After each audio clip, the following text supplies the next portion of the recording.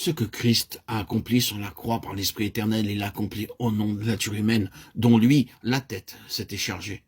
Ceux donc qui reçoivent en Christ celui qui a été crucifié reçoivent non seulement ce que leur mérite, sa croix, mais la force même que leur acquiert cette croix. Ils sont unis à Christ qui s'identifie avec eux. Et ils sont appelés à réaliser et maintenir cette identification par leur intelligence et leur volonté. Ceux qui sont à Jésus-Christ ont reçu le Christ crucifié pour être leur vie. Et par là même, ils ont placé leur chair sur la croix. Leur vie est donc la vie de Christ, dans les cieux, qui les fait participer à l'essence même de la personne et du caractère de Christ. Ils ont crucifié la chair avec ses passions et ses convoitises. On se contente généralement de penser que la croix ôte la condamnation qui pesait sur la chair. D'autres pensent qu'il s'agit là du devoir de faire souffrir la chair, de la mortifier. D'autres encore, voilà l'influence morale que doit avoir la pensée préoccupée de la croix. Chacun de ces points de vue offre quelques éléments de vérité. Mais pour en réaliser la force, il faut rencontrer et remonter à quelques éléments de vérité. Mais pour en réaliser la force, il faut donc connaître cette idée fondamentale qui est de crucifier la chair. Crucifier la chair, c'est la livrer à la malédiction. La croix et la malédiction sont inséparables. Celui qui est pendu est malédiction de Dieu. Maudit est quiconque est pendu au bois, Deutéronome 21-23, Galates 3-13. C'est donc dire quelque chose de très sérieux et solennel que de dire notre vieil homme a été crucifié avec lui.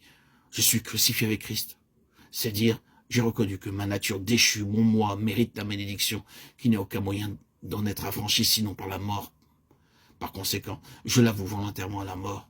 J'ai reçu pour être ma vie le Christ qui est venu se donner lui-même, qui a voué sa chair à la mort de la malédiction de la croix et qui a reçu une vie nouvelle en vertu de cette mort-là. J'ai abandonné place sur la croix, mon vieil homme, ma chair, mon moi, avec sa volonté, ses œuvres, comme pécheur souillé et maudit.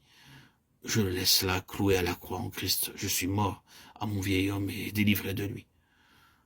Et cependant, il n'est pas encore mort, mais de jour en jour, je le maintiendrai là par mon unité avec Christ.